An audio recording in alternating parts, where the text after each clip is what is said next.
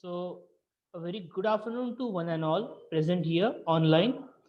I am your teacher Rajiv Taide. I hope you have learned my name by now, and I hope you all are attending online lectures. The links which I am providing on your WhatsApp groups, and you might have gone through or you have all joined the Google Classroom of English subject, and I am expecting this thing from you that you are making your colleagues or fellow students to encourage to attend online lectures taken by your lecturers, and I am expecting that more and more people will join, and someday we will have a class, online class full of the students. Okay, so this is my expectation from you, and you should get contact with your fellow students or batchmates, and please let them know that we are running classes on online basis or on recorded videos at Google Classroom. So I hope you are watching the videos on Google Classroom as well. So in today's lecture, we will learn a poem regarding Sarojini Naidu, poetess of India. She was considered to be the lady with a golden voice, Nightingale of India was the name privileged to her by the Indian people, as she was a very good singer, and she was very good poetess also. And in today's lecture, we will learn her poem. The name of that poem is Bangle Sellers. एका बांगडी विकणाऱ्याच्या आयुष्यावरती लिहिलेली ही एक कविता, त्याचं आयुष्य कशा प्रकारचं असते, तो कुठल्या मार्केटमध्ये त्या बँगल सेल करतो, बांगड्या सेल करतो, तर ह्या सगळ्या गोष्टी तिने या सगळ्या गोष्टींचं चित्रण तिने या कवितेच्या माध्यमातून आपल्या समोर केलेलं आहे. The picturesque quality of her words makes us fail in love with the lyrics of the poem. And I remember that when I was in my post graduation, she was there in the paper Indian Writing in English, and most of her poems I by hearted myself, as it was having musical quality, and such kind of beautiful rhyming words were present there. So I just by hearted all her poems which were prescribed in my post graduation syllabus. And in today's lecture, we will see one more poem of her caliber, or one more poem of her credit. So, without wasting time, I will share my screen.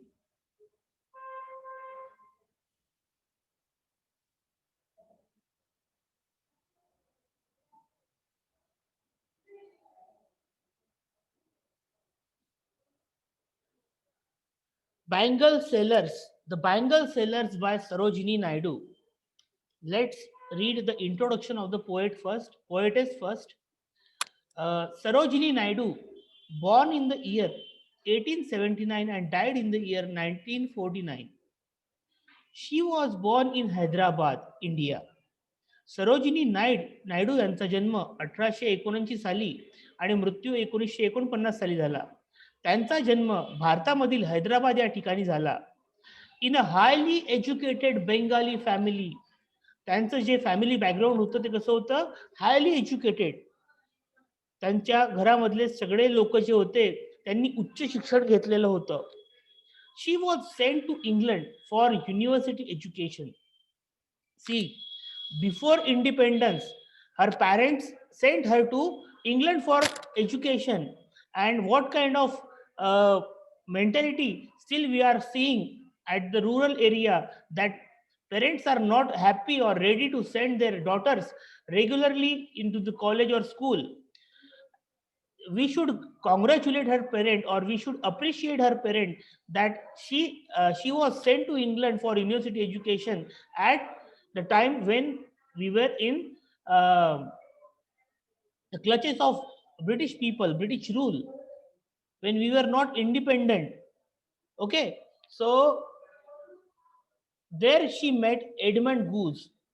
तर त्या ठिकाणी त्यांची भेट Edmund गूज नावाच्या व्यक्तीशी झाली, and showed some of her poems.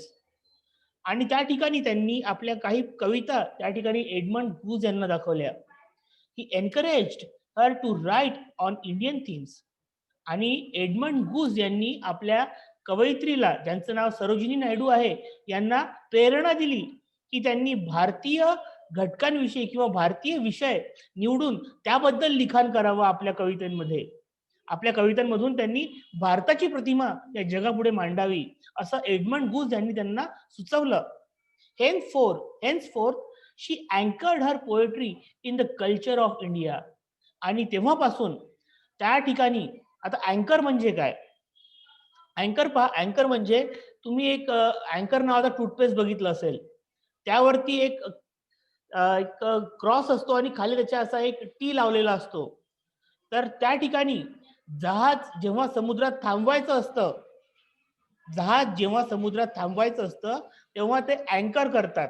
म्हणजे भल्या मोठ्या चेनला गुंडाळलेली ते अँकर त्या ठिकाणी समुद्रामध्ये खोलवर सोडतात आणि अशा प्रकारे ते ब्रेक्स लावतात त्या जहाजाला. तर या ठिकाणी त्यांनी काय केलं म्हणते पहा, विशेषण कुठल्या प्रकारचं वापरलेलं आहे. She anchored her poetry in the culture of India.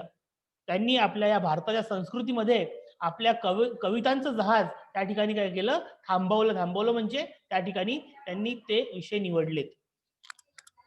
Sarojini Naidu was an active participant in India's freedom movement. See, being an educated and having taken education in England, she fought with the British people in the freedom fight of India. इंग्लंडमध्ये शिकून सुद्धा त्यांच्यावरती त्या इंग्रजी गोष्टींचा प्रभाव पडला नाही.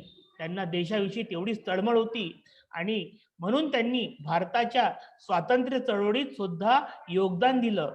सक्रिय कार्यकर्त्या त्या होत्या आणि त्यांनी या भारताच्या स्वातंत्र्य चळवळीत आपलं मोलाचं योगदान त्या ठिकाणी दिलं.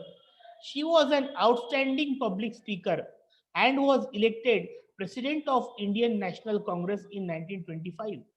त्या एक उत्कृष्ट अशा वक्त्या होत्या, भाषण त्या द्यायच्या लोकांसमोर आणि त्यांना 1925 साली यस हिंदी में चाहिए. ओके. समझ नहीं रहा थोड़ा सर. ओके.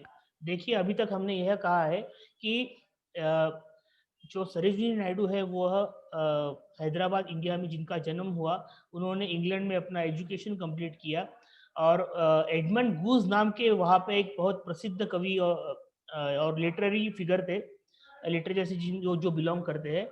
तो उन्होंने उस समय अपने जो कवयित्री है उनको यह कहा कि आप इंडिया के बारे में लिखा कीजिए, आपकी कविता में इंडिया को रिप्रेजेंट कीजिए. तो उन्होंने वहाँ उसी टाइम से अपनी जो कविताएं हैं उनको भारतीय संस्कृति में मिक्स कर दिया और या फिर भारतीय संस्कृति के अनुसार अपनी कविताएं उन्होंने लिखी. वह भारत के नेशनल फ्रीडम फाइट, इंडिया का जो फ्रीडम फाइट हुआ या स्वातंत्र्य चळवळीला हिंदीत काय म्हणता येईल?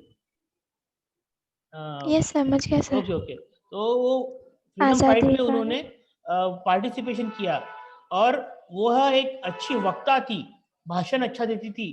तो उनको जो राष्ट्रीय कांग्रेस है, इंडियन नेशनल कांग्रेस, यह पार्टी है अपने देश की पॉलिटिकल पार्टी, उन्होंने 1925 में उनको अपने देश का उन्होंने अपने पार्टी का उन्होंने प्रेसिडेंट बनाया और वह उसमें चुना हुआ और वह राष्ट्रीय कांग्रेस की क्या बनी, प्रेसिडेंट बनी, अध्यक्ष बनी. आज जैसे सोनिया गांधी है वैसे वह 1925 में बनी थी. She work for women's education and franchise. उन्होंने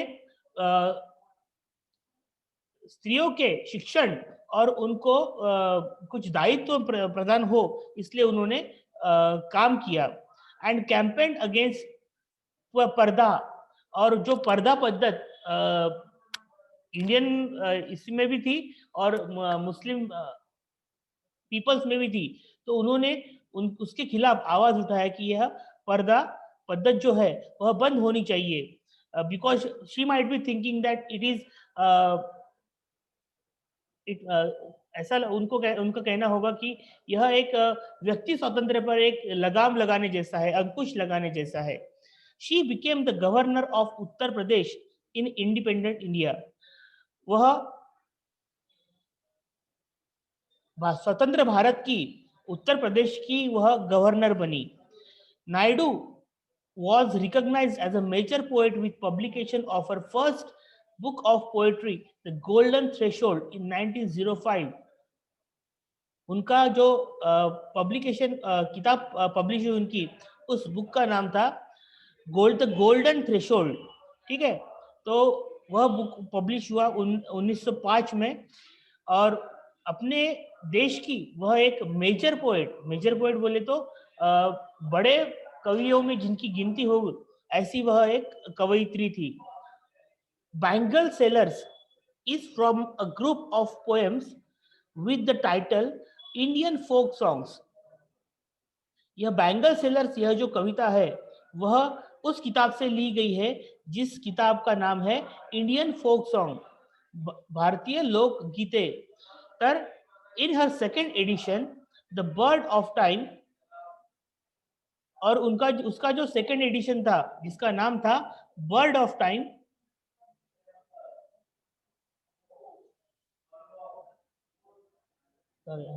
इन 1912 उसमें वह पहली बार पब्लिश हुई। Poems like Coromandel fishers, palanquin bearers and the Indian weavers successfully employ poetic similes and metaphors to create a vivid picture of India, life in India. अभी उनकी जो कविताएं हैं जिनका नाम है कोरोमंडल फिशर्स, पॅलॅन्क्विन बियरर्स, ही तर कविता मराठीमध्ये सुद्धा ट्रान्सलेट झालेली आहे। पॅलॅन्क्विन बियरर्स, पालखीचे भोई, आम्ही पालखीचे भोई ऐकली असेल कदाचित तुम्ही। तर ये जो कविताएं है Coromandel fishers, palanquin bearers and Indian weavers successfully employ poetic similes and metaphors. These are the figure of speech which are being employed in these poems by the poetess Sarojini Naidu, and by these it create these figure of speech creates a picture of vivid picture of India. That means they give us very different kind of picturesque quality to her poems, and we can imagine that what kind of picturization she had made through her words. उन्होंने अपने शब्दों के द्वारा कौन सा भारत का चित्रण अपने सामने रखा, वह हमसे उस ओळींच्या माध्यमातून आपल्याला ते कळते। सरोजिनी देवी, सॉरी, हाँ, Picture of India. Bangle Sellers is a poem which falls into same category, and यह जो कविता है बैंगल सेलर्स, वह उसी कैटेगरी में की है कि जो इंडिया का चित्रण करता है और हमें भारत के बारे में तत्कालीन भारत के समय अपने का जो परिस्थिति थी उसके बारे में हमें वह अवगत कराता है। Sometimes they decorate the wrist of a bride, sorry, category with their different colors and designs. The bangles cater to different types of buyers. ये जो है चूड़िया जो है वह हमको सबको पता है कि वह अलग अलग रंगों की होती है, अलग अलग डिजाइन्स की होती है, आकृतियों की होती है। यह जो चूड़िया है वह उनकी कैटेगराइजेशन उनके बायर्स के ऊपर डिपेंड करती है, वो जिनको खरीदते हैं। अगर किसी को बड़ी और कड़े जैसी चूड़ियाँ पसंद आती है, किसी को बिना डिजाइन की चूड़ियाँ पसंद आती है, तो उनके जो खरीदार है उनके ऊपर उन चूड़ियों की कैटेगराइजेशन किया जाता है। Sometimes they decorate the wrist of new bride.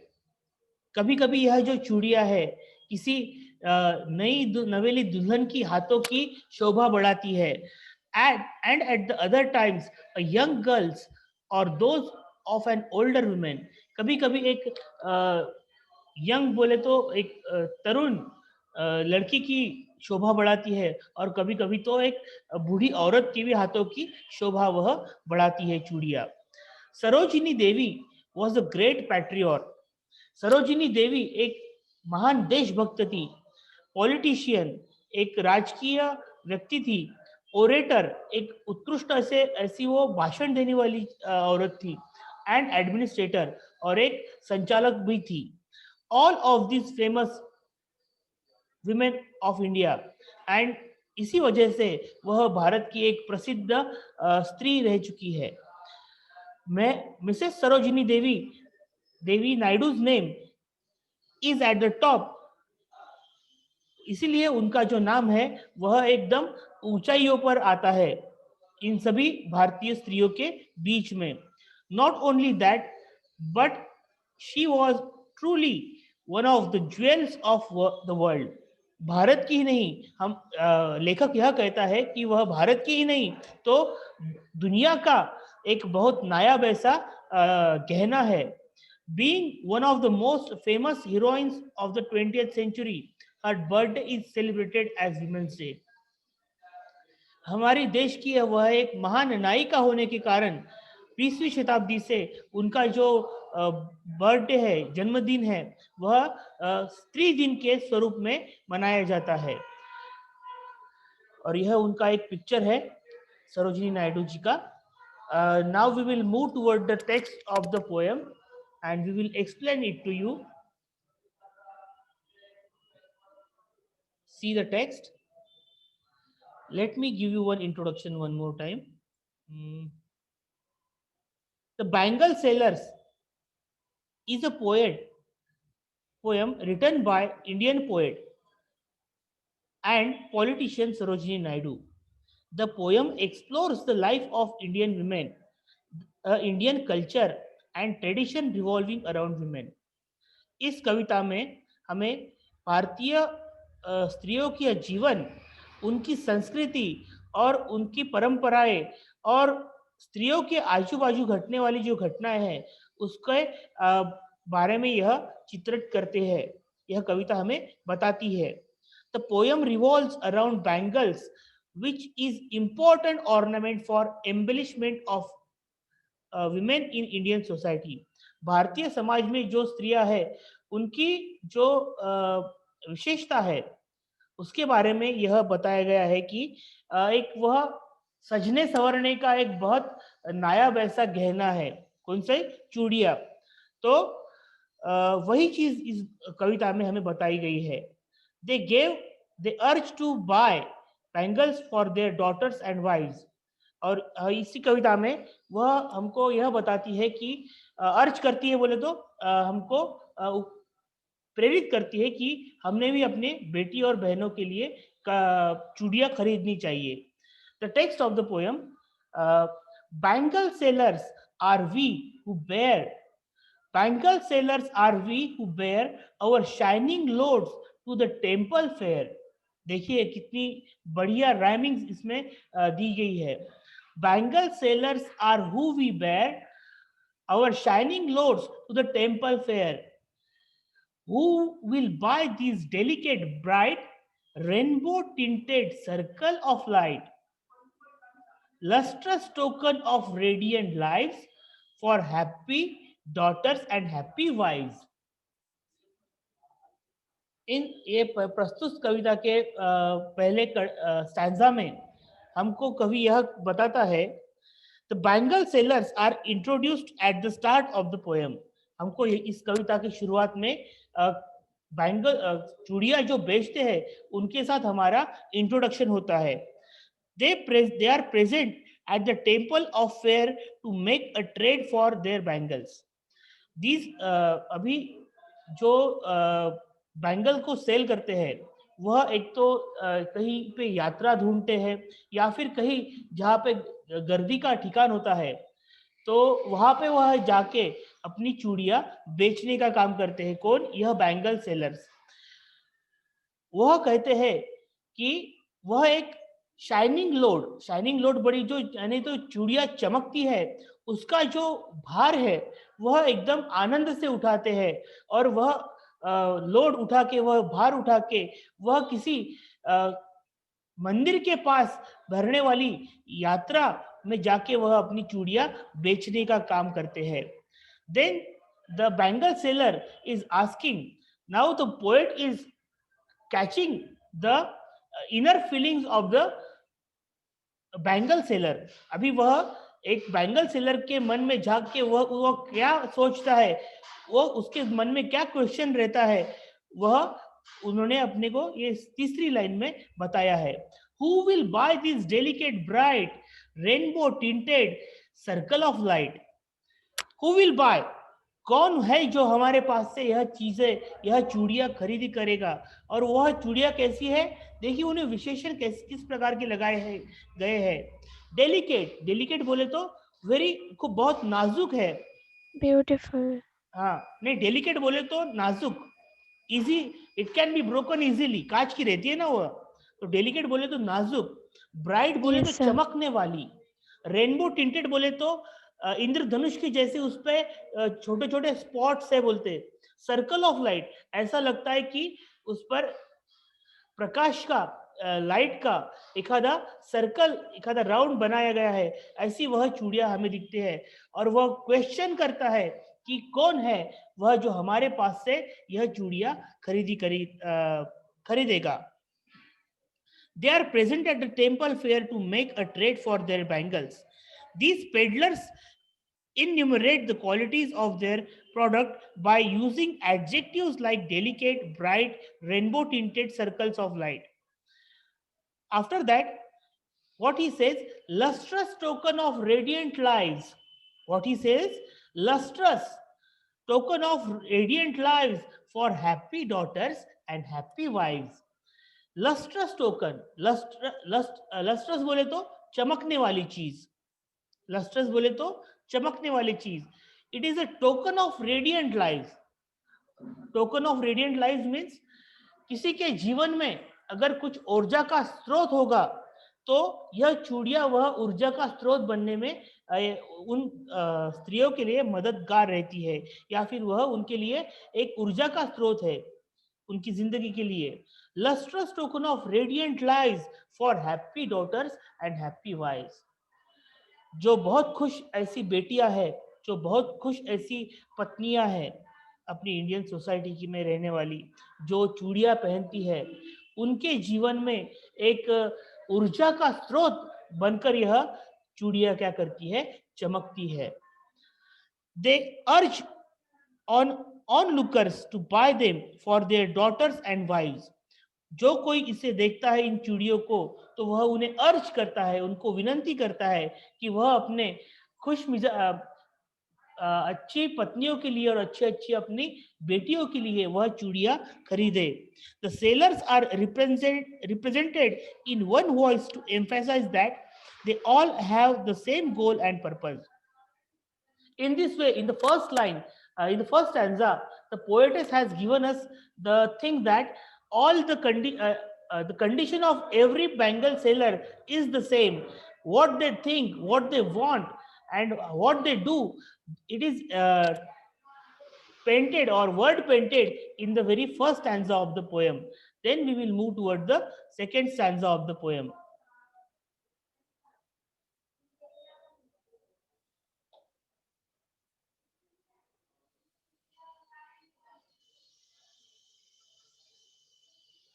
देखिए दूसरा stanza. Some are meet for maiden's wrist. देखिए कितने अच्छी तरीके से लिखा है। Some are meet for the maiden's wrist, silver and blue as the mountains mist. Some are flushed like the birds that dream on the tranquil brow of a woodland stream. Some are glow with the bloom that cleaves to the limpid glory of the newborn leaves. Very beautifully, the poetess has coined this second stanza, or written this second stanza. And in the very beginning, for whom these bangles are made for, he has said that. See, in the second stanza, the poetess says that some are meet for the maiden's wrist. And now, who is the maiden? The girl who is young but yet not wedded. Wedded means एक ऐसी लड़की जो तरुण है लेकिन अभी तक उसकी शादी नहीं हुई है. ऐसी लड़कियों को जाके कुछ चूड़ियां मिलती है बोले तो कुछ चूड़ियां उनके लिए बनी रहती है. कुछ चूड़ियां वही लड़कियां खरीदती है जो बड़ी हो चुकी है लेकिन अभी तक उनकी शादी नहीं हुई है. वह चूड़ियों का कलर कैसा रहता है? Silver and blue as the mountain mist. Silver and blue, कुछ कुछ सिल्वर कलर की रहती है, कुछ ब्लू कलर की रहती है. काही चंदेरी रंगाची असतात, काही निळ्या रंगाची असतात. आणि असं वाटतं की त्या ज्या बांगड्या आहेत त्या कशापासून बनलेल्या आहेत? Mountain mist. माउंटेन मिस्ट म्हणजे आपण जर उंच डोंगराळ ठिकाणी गेलो, महाबळेश्वरला वगैरे गेलो, तर आपल्याला असं दिसतं की आपल्या आजूबाजूला काही धुकं आहे. तर पर्वतांवरती गेलेल्या आपल्या आजूबाजूला जे धुकं असतं त्या धुक्यासारख्या त्या बांगड्या आहेत. त्या चंदेरी रंगाच्या आहेत आणि त्या निळ्या रंगाच्या आहेत. ठीक आहे. Some are flushed like the birds that dream. Some are flushed like birds that dream. इसका मतलब यह है कि कुछ चूड़ियां ऐसी है जो फूल रहते हैं. फूल बोले तो अभी तक जो खिला हुआ फूल नहीं है उसको बर्ड बोलते हैं. त्याला कडी म्हणतो मराठीमध्ये आपण. न उमललेलं फूल. तर ते न उमललेलं फूल जसं एखादं स्वप्न बघतं अगदी त्याच प्रकारे ते काय करतं, फूल म्हणते ती बांगडी कशी आहे म्हणते, फ्लश झालेली आहे. फ्लश झालेली म्हणजे एकदम आकुंचन पावलेली आहे. On the tranquil bro of a Woodland stream. और वो जो फूल रहता है जो एखादे ट्रैंक्विल ब्रो बोले तो एक नदी का जो किनार है, वुडलैंड स्ट्रीम, जंगल से बहने वाले झरने के किनारे अगर एखादा फूल का झाड़ लगा है और उसको एक फूल ऐसा है जो अभी तक खिला नहीं है, तो उस फूल के समान वह चूड़ियां उस किसको लगती है? अपनी कवयित्री को लगती है. The second stanza showcases different kinds of bangle sellers have. Some of these bangles are for young unmarried maidens wrist. जैसे मैंने बताया कि वह जिनकी शादी नहीं हुई है उनकी कलाइयों के लिए वह बनी है. They are colored silver and blue, resembling the mountain wrist. वह चूड़ियां उस कलर की है जिसका कलर चांदी जैसा है और नीला है, और वह माउंटेन मिस्ट, पर्वतों के दरमियान जो कोहरा रहता है उसके समान वह दिखती है.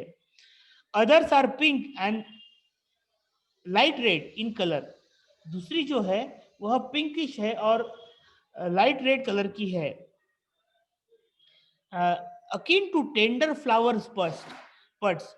और वह किस जैसी लगती है? वह चूड़ियां जैसे एखादी नाजुक फूलों की कली जैसी है, उस समान वह चूड़ियां हमें दिखाई देती है. Glowing fresh pure new born leaves. और जैसे एखादे झरने के पास में एखादी जो नया पत्ता उस पेड़ में उगता है उसके समान वह क्या करती है? ग्लूम करती है, या फिर उसके समान वह चूड़ियां है, एकदम नाजुक, एकदम नए से जन्मने वाली, न्यू बॉर्न इन्फेंट जिसको हम कहते हैं, वैसी वह चूड़ियां है. Some are aglow with the bloom that cleaves to the limpid glory of new born leaves. आपने शायद यह ऑब्जर्व किया होगा, आप किसी पेड़ के एक नए से पत्ते को देखिए, अगर वह छोटा पत्ता है तो वह उस पर एक अलग सी शाइन होती है. शाइनिंग बोले तो चमक होती है. और वह चमक Yes. वह चमक इन चूड़ियों में भी कवियत्री को पोएटेस को दिखाई दे रही है, उनको उसी समान वह लग रही है. So this is the meaning of the second stanza. Now we will move toward the third one. Some are like fields of the sunlit corn. Some are like fields of sunlit corn, meet for a bride on her bridal morn. क्या बात है. Some are like fields of sunlit corn, meet for a bride on her bridal morn. Some like the flame of her marriage fire. Some like the flame of her marriage fire, or rich with the hue or of her heart desire. Wow. Tinkling luminous, tender and clear. Tinkling luminous, tender and clear, like her bridal laughter and bridal tear. बहुत खूब. This is the most favorite stanza of this poem. In this very third stanza, the poet has said that now the sailors point to the bangles are colored like the fields of sunlit corn. किसी खेत पे, मक्के के खेत पे, corn बोले तो मक्का, किसी मकई के खेत पे अगर सूरज अपनी रोशनी डालता है, तो सूरज के किरणों से जो मक्के का खेत चमक उठा है, उसी के समान यह चूड़ियां उसे दिखाई देती है.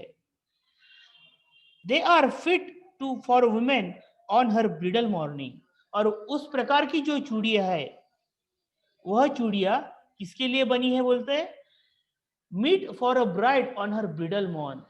एक ऐसी लड़की जिसकी आज शादी होने वाली है, उस लड़की को उसकी शादी की सुबह वह उसकी कलाइयों में जाके वह चूड़ियां बैठ जाती है, उसकी कलाइयों में वह लग जाती है. Other bangles are bright red, just like the flame of the marriage fire. अभी कुछ चूड़ियां ऐसी है कि वह लाल कलर की है, लाल रंग की है, और उनका लाल रंग कैसा है? जैसे शादी में वह जो यज्ञ रहता है, जिसके आजू बाजू फेरे मारे जाते हैं, तो उस अग्नि का जो रंग रहता है, वह लाल रंग उन चूड़ियों का है. सो कुछ चूड़ियां उस अग्नि की समान है, अग्नि की समान लाल है, जो उस यज्ञ में जल रही है. Just like the flame of marriage fire. The red bangles indicate her heart desire and passion for new life as a bride and wife. इस वाक्य में यह बताया गया है कि वह लाल रंग इसका प्रतीक है, वह अग्नि का रंग इस चीज का प्रतीक है, जो उसके मन में भाव, वह जो अभी अपने नए आयुष्य में कदम रखने वाली लड़की है, उसके मन के जो भाव है, वह उनको रिप्रेजेंट वह रंग करता है, उस रंग की चूड़ियां करती है. वह कहता है कि वह रिच दिखने में कैसी है? रिच है, किसी बहुत श्रीमंत घर की लड़की जैसे पहने वैसी चूड़ियां वह लग रही है, और उसके मन के जो भाव है वह उन चूड़ियों के द्वारा प्रतीत होते हैं. वह चूड़ियां जैसी है वैसे ही उसका हृदय है, उसके मन के भाव है. और वो उसके मन के भाव कैसे है? टिंकलिंग. टिंकलिंग बोले तो चमकणे वाले, चमकणे नाही होत, त्याला लुकलुकणे म्हणतो. म्हणजे आताच आनंद होतो थोडी, म्हणजे याला हुरहुर वाटणे जसं म्हणतो ना आपण, की स्टार टाइप. नहीं, स्टार्ट जैसे स्टार्ट कैसे कहते हैं? शाइन करता है फिर और डीम हो जाता है, शाइन करता है और डीम हो जाता है. वैसे ही उसके मन के भाव कैसे है कि उसको शादी की खुशी तो है, लेकिन अपने माता पिता के साथ बिछड़ने का गम भी है. इसलिए उन्होंने वहां पे एडजेक्टिव यूज किया है tinkling. Luminous, luminous means bright, चमकने वाला. ठीक है. और तीसरा भाव बताया है टेंडर. टेंडर बोले तो बहुत नाजुक, और क्लियर, क्लियर बोले तो बहुत ही स्पष्ट, जिसे कोई भी पढ़ सकता है. उसके मन के जो भाव है उनको शब्दों के द्वारा यहाँ पे कवयित्री ने पिरोने का काम किया है. Like her bridal laughter and bridal tear. आखिरी के लाइन में इस स्टैंजा के वह यही बोलता है कि वह चूड़ियां ऐसी है कि जैसे एक मैरिज करने वाली लड़की की हंसी हो और अपने माता पिता से जुदा होने वाली एक लड़की की हो जिसकी आंखों में उनके लिए आंसू भी है. So in this way we have completed the third stanza. Now we will move towards the fourth one. Some are purple and gold flecked grey. Some are purple and gold flecked grey for she who has journeyed through life's midway. Some are purple and gold flecked grey for she who has journeyed through life's midway, whose hands have cherished, whose love has blessed, whose hands have cherished, whose love has blessed, and cradled fair sons on her faithful breast, and cradled her fair sons on her faithful breast, and serves her household in fruitful pride, and worships the gods at her husband's side. Wow, this is also a very beautiful stanza. Now, in this fourth stanza, what poetess has said, I will explain to you. In the final and fourth stanza, the bangle sellers talks about the bangles that are purple and gold flecked gray. This is the color. Purple colour और golden colour का जो है, golden छटाए रहने वाला grey colour है. और यह जो चूड़ियां है वह उस औरत के लिए है जिसने अपनी जिंदगी का आधा रास्ता तय कर लिया है. उस लड़की के लिए